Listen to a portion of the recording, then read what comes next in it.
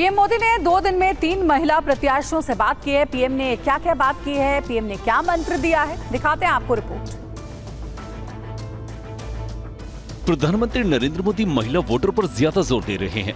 PM Modi इन दिनों BJP की महिला प्रत्याशियों से फोन पर बातचीत कर रहे हैं। महिलाओं से उनके क्षेत्र में चल रहे चुनाव प्रचार पर अपडेट ले रहे हैं। उस राज्य में फैले भ्रष्टाचार पर एक्शन लेने का वादा कर रहे हैं।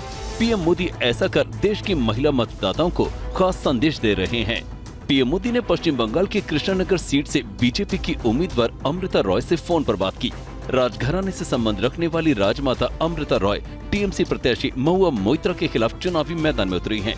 पीएम मोदी ने अमृता रॉय से 9 मिनट तक फोन पर बात करते हुए बंगाल में भ्रष्टाचार खत्म करने का वादा किया। पब्लिक में जरूर बताइए कि मोदी जी से मेरी फोन पर बात हुई है और उन्होंने कहा है कि बंगाल के लोग विश्वास करें कि जो 3000 करोड़ रुपए ईडी ने अटैच किया हुआ है वो 3000 करोड़ रुपया गरीबों का पैसा है बंगाल के, और वो उनको वापस देने के लिए कोई न कोई रास्ता मैं खोजूंगा। ये जरूर बताइए आप लोगों को। इससे पहले पीएम मोदी ने संदेश खाली का चेहरा रही और बशीरहाट से बीजेपी उम्मीदवार को फोन पर बात कर शक्ति स्वरूपा बताया था। संदेश खाली में आपने इतनी बड़ी लड़ाई लड़ी, आप एक प्रकार से शक्ति स्वरूपा है। आपने इतने ताकतवर लोगों को जेल भेज दिया।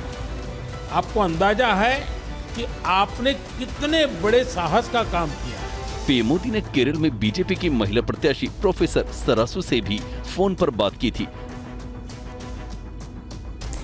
बीजेपी में अभी तक दूसरे दलों के 80,000 नेता कार्यकर्ता शामिल हुए हैं। क्या है बीजेपी का मिशन 2024, कितना है टारगेट, आपको दिखाते हैं इस रिपोर्ट के जरिए।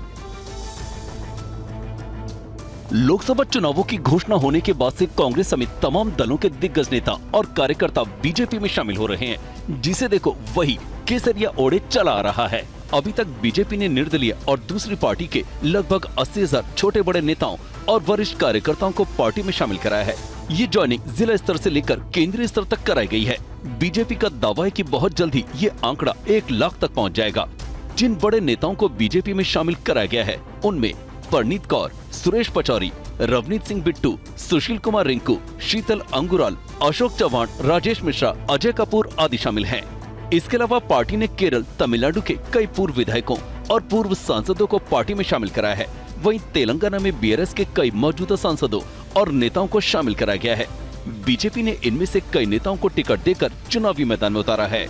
कुछ दिन पहले हिमाचल प्रदेश के 6 कांग्रेस और 3 निर्दलीय विधायकों को भी बीजेपी में शामिल कराया गया। बीजेपी ने इसके लिए एक ज्वाइनिंग कमेटी भी बनाई थी। वहीं कोयंबटूर सीट से बीजेपी के लोकसभा उम्मीदवार के अन्नमलाई ने नामांकन भरने के बाद जीत का भरोसा जताया और कहा कि गठबंधन सरकारों से देश का कोई फायदा नहीं हुआ। तमिलनाडु बीजेपी के प्रदेश अध्यक्ष और कोयंबटूर सीट से लोकसभा चुनाव के लिए उम्मीदवार के अन्नामलाई ने चुनाव प्रचार के दौरान कार्यकर्ताओं की एक बैठक में हिस्सा लिया। कार्यकर्ताओं को संबोधित करते हुए उन्होंने कहा कि हमने सभी गठबंधन सरकारें देखी हैं। भारत में किसी भी गठबंधन सरकार का कोई फायदा नहीं है। हमें ये नहीं भूलना चाहिए कि 2004 कैसा था। वे केवल लूटने के लिए सत्ता में आए थे। इससे पहले बुधवार दोपहर के अन्नामलाई ने तमिलनाडु में 19 अप्रैल को होने वाले लोकसभा चुनाव के लिए अपना नामांकन दाखिल कर दिया।